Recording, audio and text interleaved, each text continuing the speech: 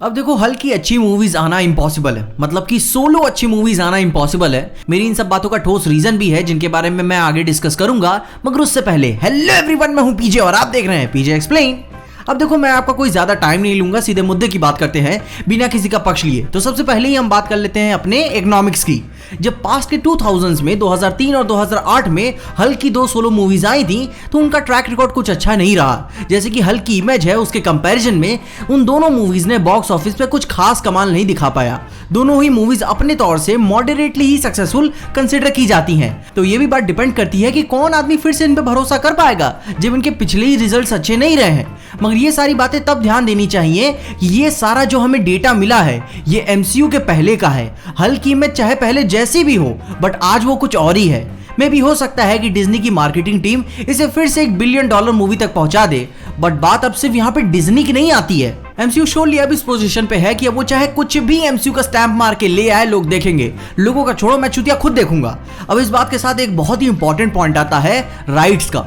अब देखो, ये कॉन्ट्रैक्ट नॉन डिस्क्लोजर क्लॉज होने के कारण पब्लिक डोमेन में अवेलेबल तो नहीं है, मगर जब मूवी का एक्टर ही खुद कुछ बातें कह दे तो उन्हें भी डिनाई नहीं किया जा सकता। और इसी बात को समझने के लिए हम पीछे जाते हैं अराउंड 2015 में, जहां मार्क रुफेलो ने ही याहू के इंटरव्यू में कहा, I think they have been working on it. Marvel and Universal famously don't get along very well and so that's working against us definitely, but I know for a fact that everyone has holding out hope that one day we can do it, but the nature of relationship right now it's a little prohibitive and I hope that changes with regimes. It changes over the course of time, but right now it doesn't look particularly promising.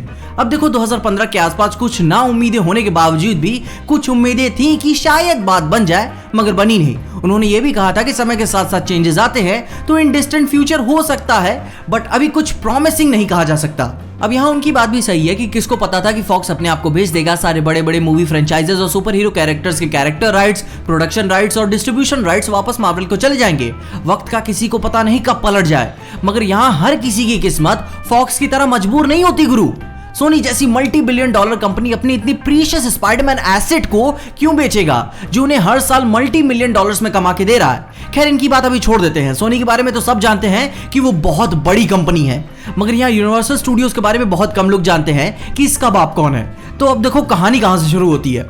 Universal pictures, जिसका असली नाम universal city studios limited liability company है, अब यहाँ ये एक subsidiary company है और इसे ओन करने वाली इसकी पेरेंट कंपनी का नाम एनबीसी यूनिवर्सल है। और आपको ये भी जान के हैरानी नहीं होनी चाहिए कि यह भी एक सब्सिडियरी कंपनी है और इसकी पेरेंट कंपनी का नाम कॉमकास्ट कॉर्पोरेशन है। अब देखो, इंडस्ट्री स्टैंडर्ड्स के हिसाब से आइडियलिस्टिकली डिज्नी का इनकम मार्जिन कॉमकास्ट से ज्यादा ही रहा है, बट रेवेन्यू बेस के मामले में कॉमकास्ट हमेशा से ही डिज्नी से आगे रहा है। जैसे कि 2019 में दी वॉल्ट डिज्नी कंपनी ने अपना रिकॉर्ड रेवेन्यू $69.57 बिलियन बताया।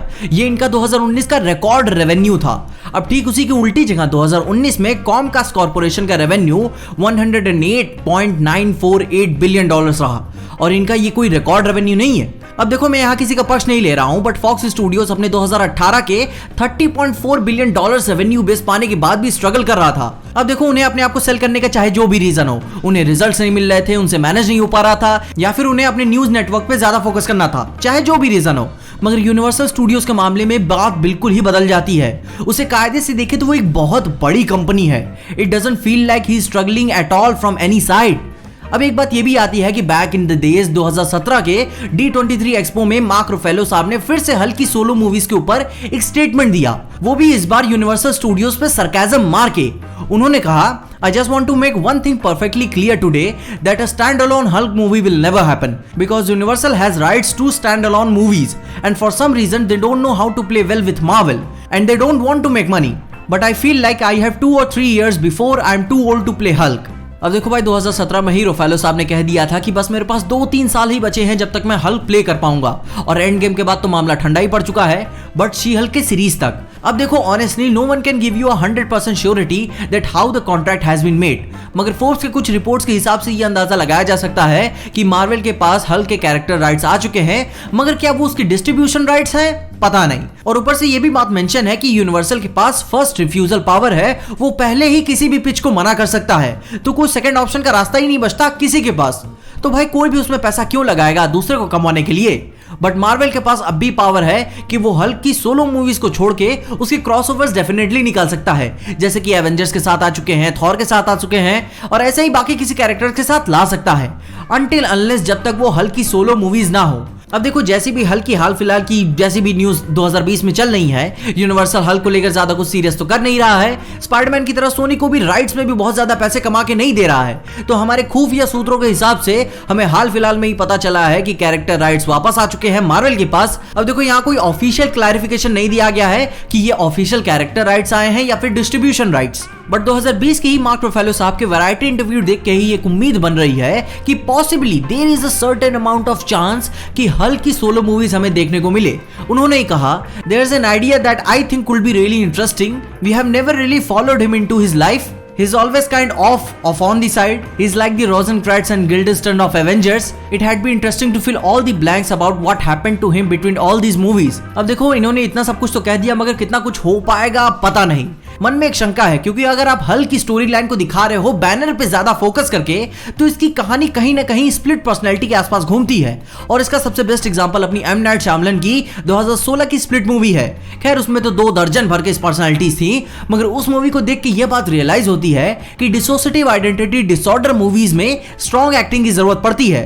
अब मैं ये कोई नहीं कह रहा हूं कि रुफेलो साहब खराब एक्टर हैं, मगर उन्होंने खुद ही ये बात बोली थी कि मेरे पास बस 2 या 3 साल बचे हैं जब तक मैं हल्क प्ले कर सकूंगा, और उनके हिसाब से यह समय अब पूरा हो चुका है। और अगर आपने गौर किया होगा तो हल्क के 2012 से ही हल्क के कई सारे मोशन कैप्चर्स अपने एंडी सर्किस सर ही करते आ रहे हैं, जिससे ये बात भी समझ में आती है कि there is a certain amount of limitation that he is personally concerned about it. अब देखो मैंने इस वीडियो में बोला है कि वक्त का क्या पता, कुछ भी हो सकता है, कुछ भी रास्ता निकल के आ सकता है, मगर हमें अपनी कमियों को भी ध्यान देना चाहिए।